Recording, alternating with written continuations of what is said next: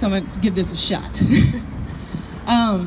Before we get started, like I said, I want to thank each and every one of you for showing up and standing up against those who wish to destroy the Affordable Care Act.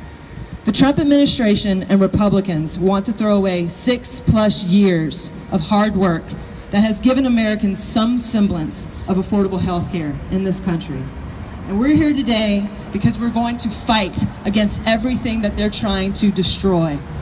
We're here today to say loud and clear that they are not going to take our health care away. Hands off our health care! Hands off our health care! Hands off our health care! My name is Michelle Hanks, and I'm with Our Revolution New Orleans. We are the continuation of what Senator Sanders started with his political campaign. Thank you. He's an amazing man. Amazing man. We are the grassroots energy that this country needs. We are the political revolution. And by being here today, each and every one of you are standing up against an administration that obviously has shown it does not care about us. And we're here to say we're not going to take it anymore. So when I say stand up, you say fight back. Stand up! Fight back! Stand up! Fight back! Stand up! Fight back! On December 28th, Senator Sanders sent out a rally cry in anticipation of Congress's vote to repeal the ACA. And after this week, I think we all know exactly what we're up against. Republicans worked through the night, tirelessly, to begin to pick apart and dismantle what they had 6+ years to at least improve or change. And frankly, some Democrats have now shown their true colors and possibly where their alliances stand, such as Cory Booker. So, boo! Boo! Shame! The Republicans are picking this act apart piece by piece. They are attacking every part of this health care bill, even the parts that some Republicans have actually said they're for. These same Republicans, once again, have had 6+ years to come up with something, anything, to replace the plan they so desperately deem to be a failure. But they haven't, and that's because there is no plan. Now, millions are scared and worried, will suffer, and will possibly die. So Trump, shame. The Republicans, shame, shame, shame, shame. I think we can all agree that the ACA isn't perfect, but it could be better. And it was a start, at least. We came from nothing, and it was something. But instead of working with the foundation provided, they would rather risk the lives of millions of people who depend now on the ACA to survive. People that without this coverage would have been denied based on pre-existing conditions. Young people just starting out on life will no longer be covered until the age of 26 under their parents' insurance. Women who need contraception and basic health care, we so desperately need this. We're all going to suffer. And specifically, the elderly and the poor and disabled will be the largest group to suffer and die. Louisiana is going to be the hardest hit by all of these repeals. We're among the poorest states, and we need the ACA so that our citizens can survive. We directly benefit from expanded health care coverage. By July, there's going to be an estimated 588,000 people who currently benefit from expanded Medicaid in this state. That means 1 in 5 of us are covered somehow, some way. And as a state, we currently receive 100% of Medicaid from the federal government. And since the expansion, our state has actually saved $184 million. So for a state that says we don't have any money, well, you know what? The federal government just saved you almost $200 million. So when I say Medicaid, you say hands off. Medicaid! Hands off! Medicaid! Hands off! Medicaid! Hands off! Medicaid! Hands off! Ultimately, At the end of the day, the people standing next to you at 1 and 5 stand to lose the most under this administration. Those who so desperately need coverage will suffer and die without the care that they so desperately need. The Republicans are stealing health care away from those people.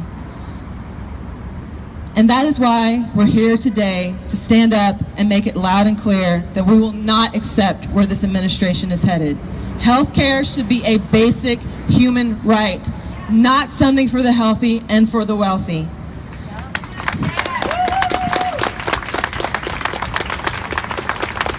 Furthermore, Senators Cassidy and Kennedy, they need to know what's at stake. They need to know what is truly at stake for the people that have put them in office. And you know what?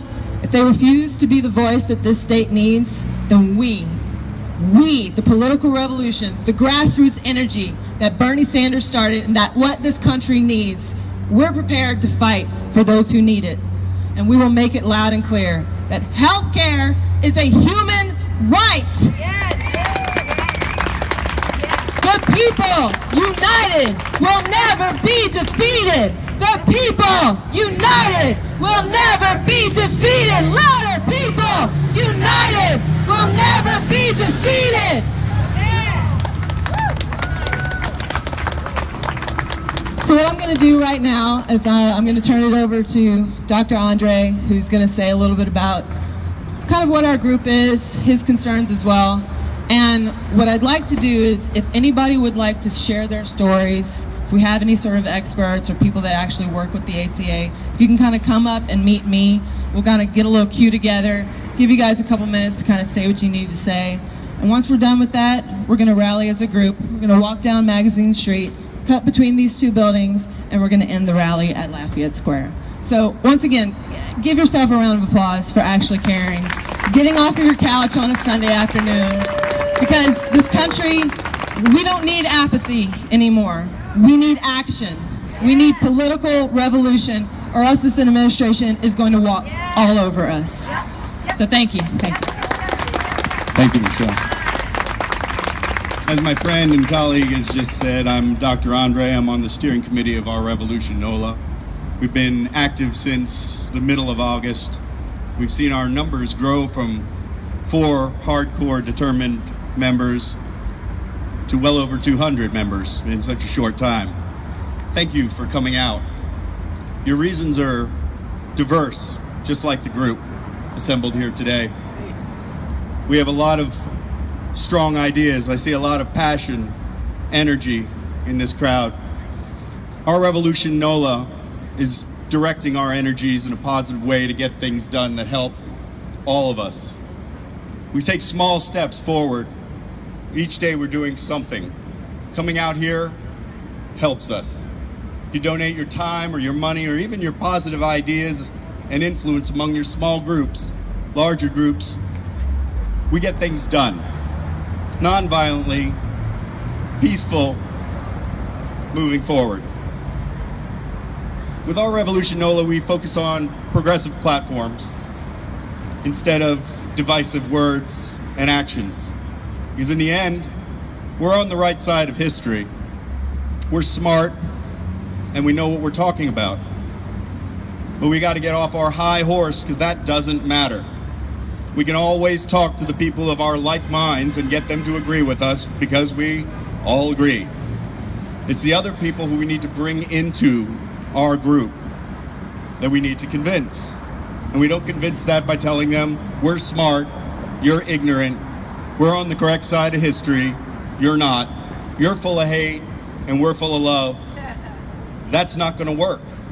The only thing that's going to do is keep the division, further separate us, and accomplish nothing.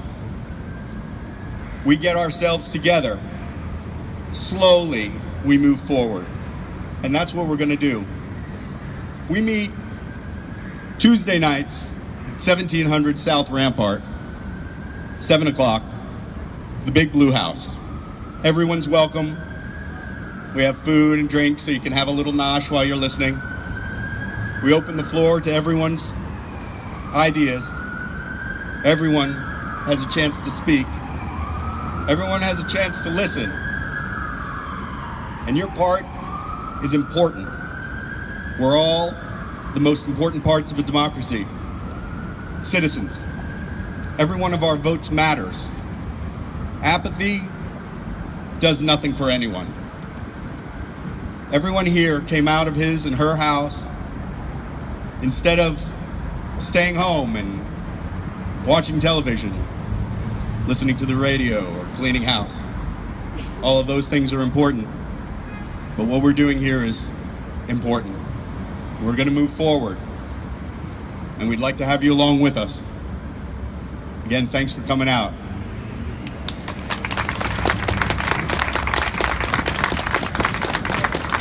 You should be pretty darn proud. There's about 3,002 cities across this nation right at this very moment doing exactly what we're doing. Senator Sanders is running one. They have other states that have progressive senators. We don't have any fancy speakers. You just got us. That's all you're going to get today. But you know what? Like Andre said, you got off your couch. You did something. You're putting your passion into action, and that's what really matters. So before we take a walk, I've got some chants that I'm going to share with you guys before.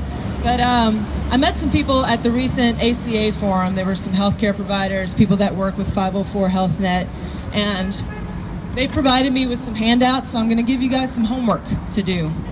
This first handout is basically if you have a story to share about the ACA, your concerns, any fears that you may have, yeah? We're going to start. And then this next sheet that I'm going to give, once we're back over at Lafayette Square, is on the 17th, this Tuesday, is basically a call-in. This is a script. We're going to be calling Senator Cassie, we're going to be calling Senator Kennedy, and we're going to be calling Steve Scalise, who's one of our biggest enemies. This is giving you the power. This is the tools that you need as a citizen. Instead of just cold calling and just trying to come up with something to say, here's something to say. And if we all commit to calling on Tuesday, their phones are going to ring off the hook. So once again, thank you guys for coming. We're going to gather up all our stuff. So if you guys want to start making your way. Did you want to speak? This is Haley. Oh, yeah. Awesome. Hi, sorry, Andre asked me if I wanted to tell a story. I'm really bad at public speaking, and this is something I'm really emotional about, so bear with me here. I have something called a polysaccharin autoimmune deficiency, which basically means if I get a cold without treatment, it becomes pneumonia, and I die. Like, my body does not produce hemoglobin to fight infections. But the stuff that y'all produce works in me. So once a week, I have to receive an infusion of a medication called Hizentra to be able to come out and do things like this and exist in the world. Those infusions cost between $10,000 and $13,000 a dose a week. No amount of bootstrapping can pay for that. But they're free on my parents' insurance, which I will lose on May 27th of this year. And I am terrified because this condition affects 0.001% of people in the United States. There are no provisions for me without the ACA. And repeal and replace will take too long. A month missing 4 doses is enough to kill me. A month without health insurance, and I will die. So, yeah, I'm very invested in this fight. I spend a lot of time talking to providers, talking to insurance companies. If anybody wants more information, this is what I've been doing all day since the election. Thanks. Thanks, Haley. This is awesome. We actually have some people starting to line up. So if you do have stories, come on, let's fill this hour before we actually walk. Start up a line. And when you get the mic, just say what your name is and what you're going to talk about. So come on up front. No, you can't hide behind the tree. My name is Maritza, and I was born in Mexico, but my home state is Idaho, and I'm here visiting as a Mexican Latina woman, affordable healthcare, immigration, just everything that happened in November really, really hurt. I'm very fortunate to have an amazing job with awesome health insurance, but my family, my familia, a lot of them undocumented, they don't have the privilege that I do. And so I'm excited to be here. I'm excited that my friend Naomi, she found out about this, and even though we're on vacation, we're still active.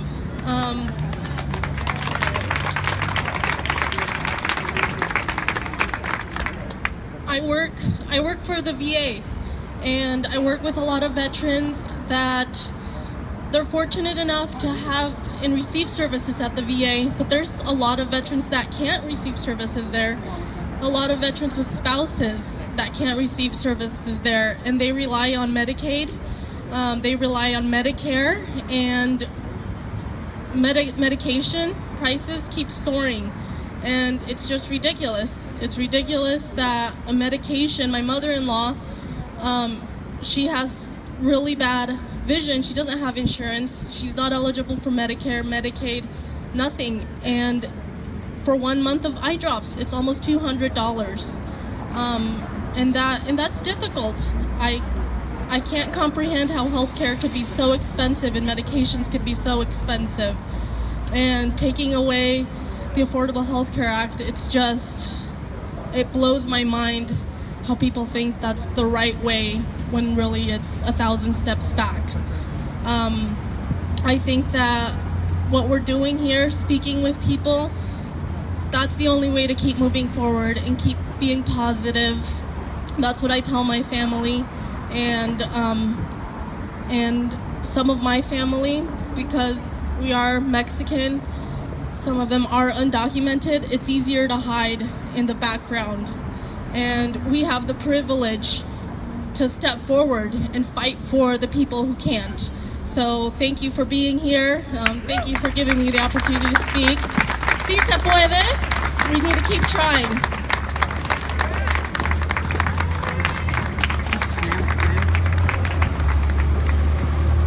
Hi everybody, my name is Jeanette, and I'm a nurse, and I do chronic dialysis with people that have to come see me 3 times a week. Hold the mic closer. I watch them struggle with paying for their medications. I watch them struggle with public transportation to get them there and get back home again, and I watch them struggle to eat the correct foods, which has changed when you have to take dialysis. Everything you were taught to do, like drink water and eat fresh fruits and vegetables, goes out the door.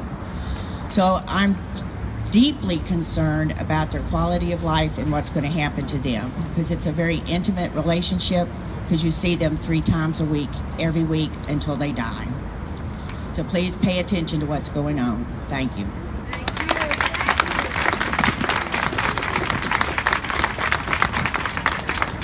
Hi everyone, my name is Chanel Perry. I'm from Oklahoma, Memphis, Tennessee. I just moved back. Hey, oh, can you hear me? Is this better? Sorry.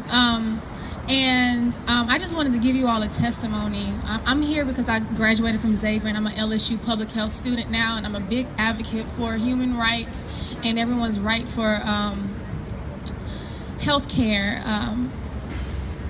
I was sick, and I didn't know, no one knew what the problem was. I also have a very rare disease that is pretty much idiopathic. It just comes out of nowhere, and there's nothing anybody can do about it.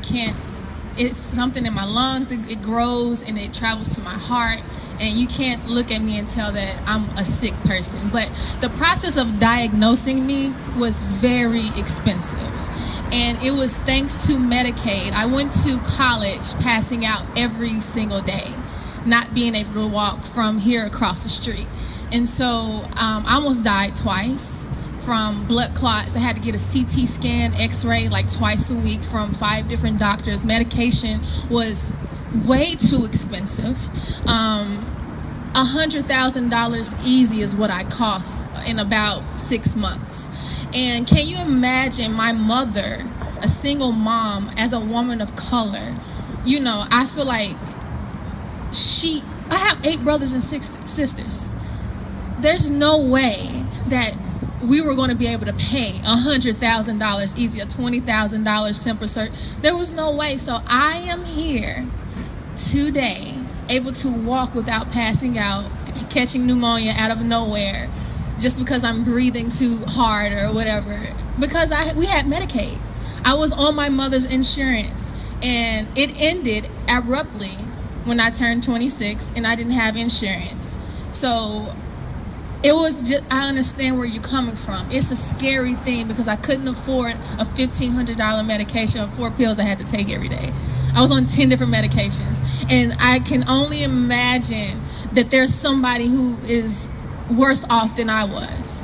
So this is also a personal situation for me. And I know that everybody here can empathize and sympathize for those who are on Medicaid, who need Medicaid, who are here today because they had something to cover that expense. Because if I didn't have it, I wouldn't be here.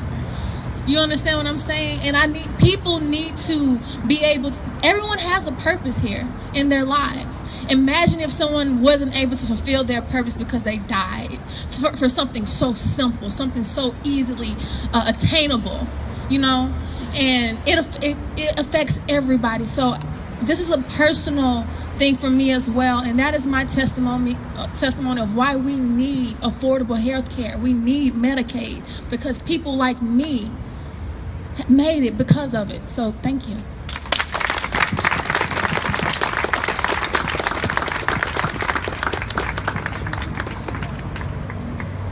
I'd like to start out by saying, Chanel, thank you for talking about public health.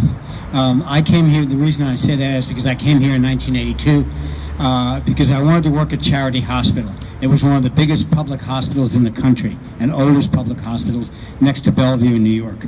So I worked there, I enjoyed my work there. It has problems, but of course with the Jindal administration, and even before that, when the hospital closed after Katrina, and it could have been reopened, the governor then was, help me out here, who was the Democratic governor before Jindal? Blanco, thank you. So it was Democrats and Republicans. It was part of the whole privatization scheme.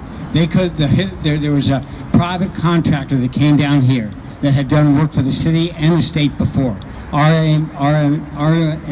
Hillier came down and did they're a great architectural firm, an accounting firm that did a study of Charity Hospital. They could have gone back into Charity Hospital. It would have been faster, quicker, and cheaper. But no, they forced out a whole neighborhood, and they built this huge hospital, and I'm not saying they're not doing good health care there, but at a much, much, much higher expense, and it's been privatized. It's been privatized, and now it put the state more into debt. There would have been a lot. I'm not saying they wouldn't be struggling financially if they went back into charity, but it's not only that. It's also the privatization. Charity really took care of people.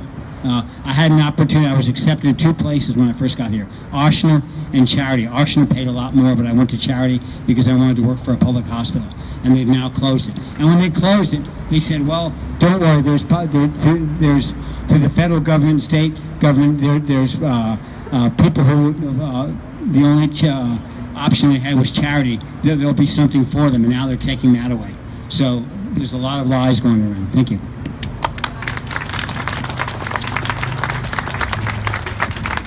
Hello, I'm Anne-Marie Malatesta, and I don't do well talking in front of a lot of people either.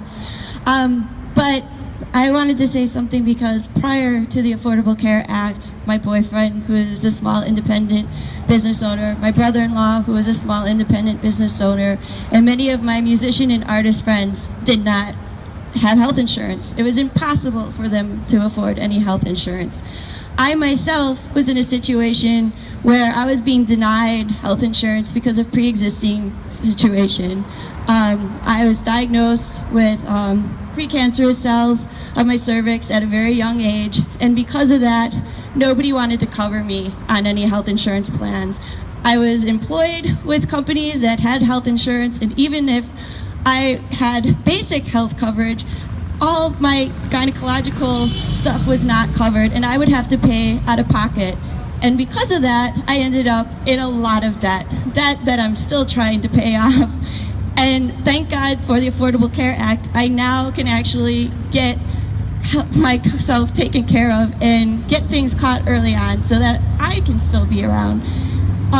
But that's all I just wanted to say, and I'm just so frustrated and angry that this is even something we're all having to protest and rally for. This is something that is a human right. We should all have access to health insurance. We should all be able to be taking care of ourselves and not have to fight for it. And I'm just so angry and frustrated by this whole situation. And I thank everybody for being here, and I wish there was more people here that would be rallying for everyone in this country to have it. That's all. Thank you.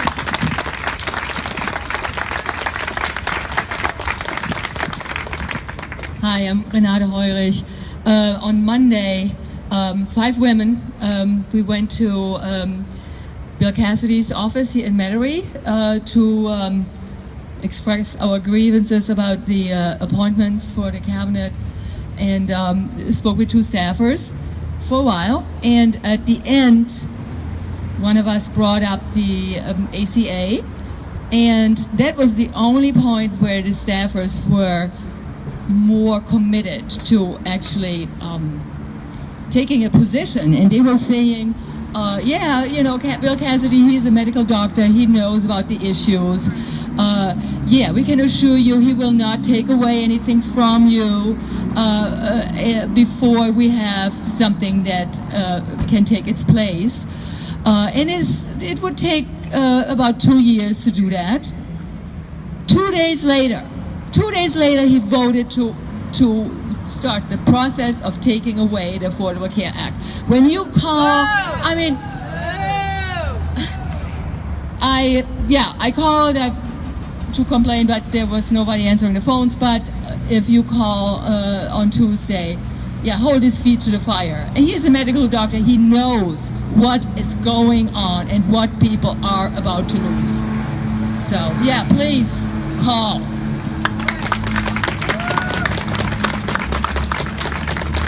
Hello, my name is Alex Palmerly. My wife and I moved down here so that she could do an emergency medicine residency at what they called the Spirit of Charity. She wears a little patch that says the Spirit of Charity. And I think that when I think about this issue, I think that that's a lot of times what is missing is the spirit of charity.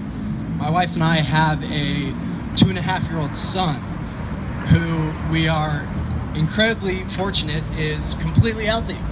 He won the genetic lottery.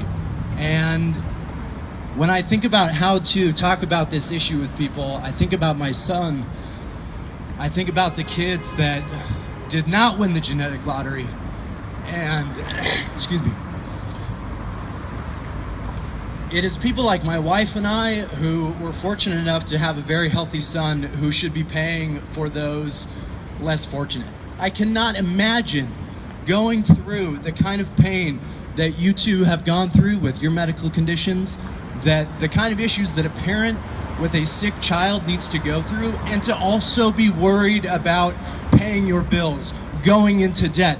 That is why healthcare is a human right, because it's not about personal responsibility. It's not about personal choice. It is a lottery, and you are born this way or you're not born this way. These are not about choices. This is a way that you are born. It is a fact of life, and a responsibility for living in a civilized society is that we pay taxes so that we can all live together, because when we let go of those that are less fortunate, it will come back. It will come back in longer lines at the emergency room, in higher bills for those that have abdicated for their health care and end up at the emergency room.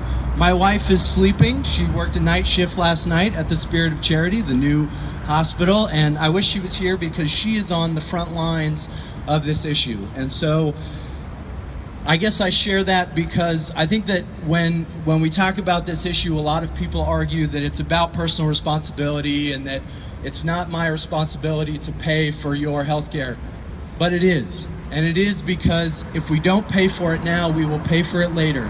And that it's people like us that are fortunate and who have healthy children and have healthy bodies It is our responsibility to take care of those that are less fortunate. Thank you.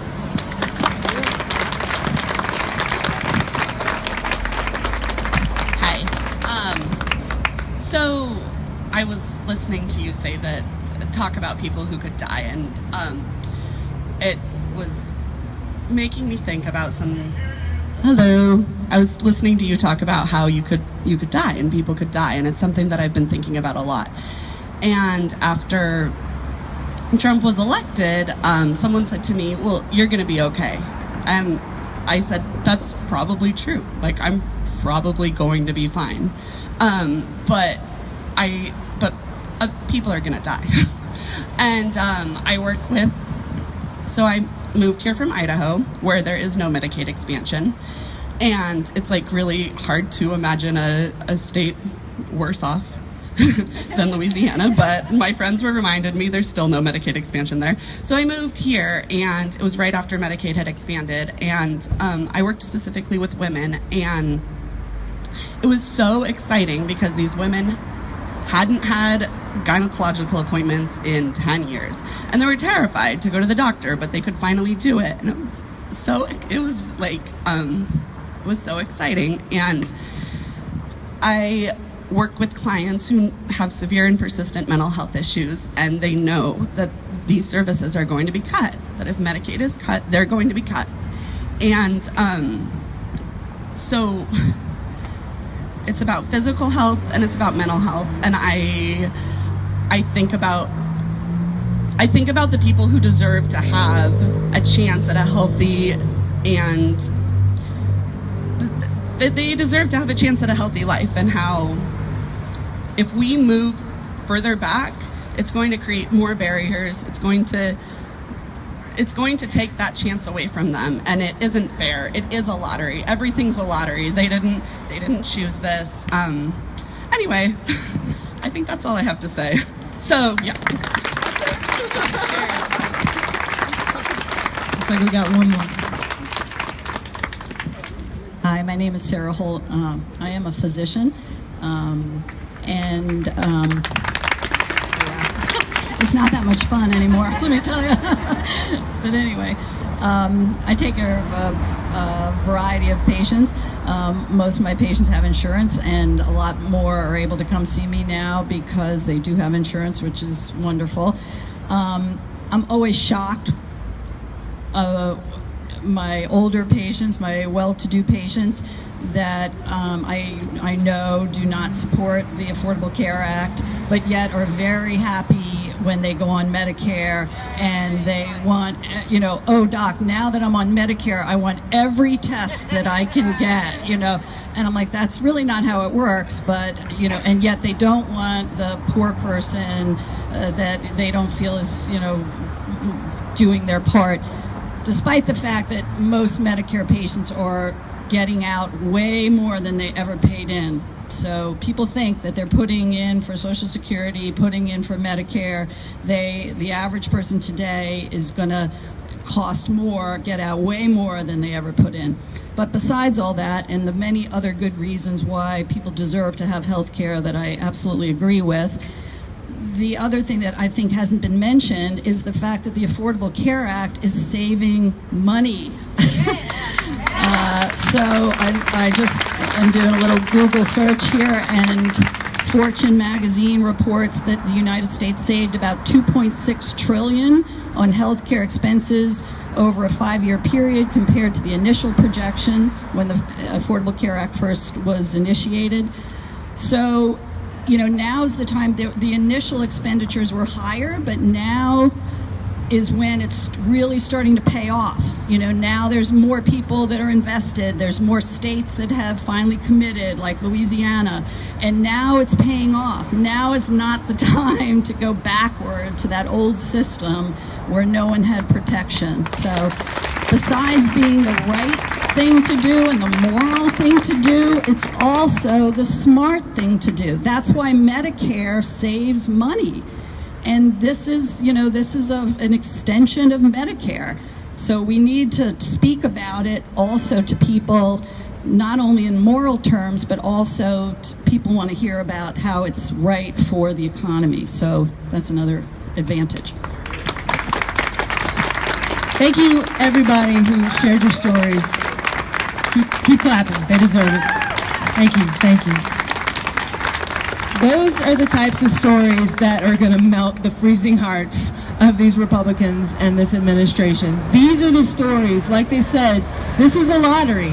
You're born either good and you're going to have a good life, or you're not. And you shouldn't have to suffer your entire life because you don't have money. And we live in the most wealthiest country in the world. We can afford to help our fellow human being. So thank you again for coming up.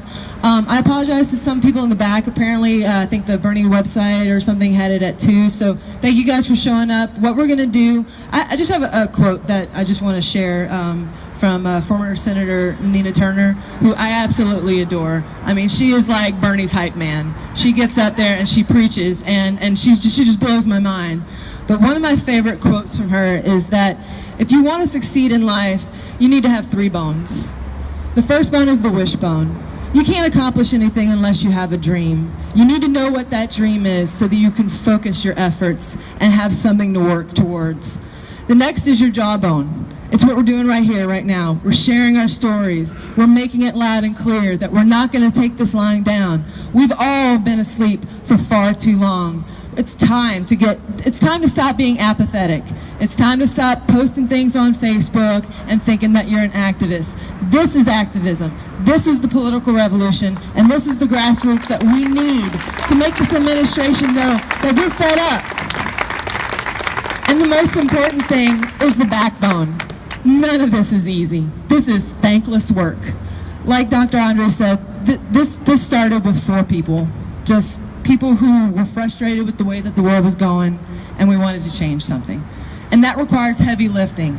That requires getting off of your couch. That requires coming to rallies. That requires calling your senators.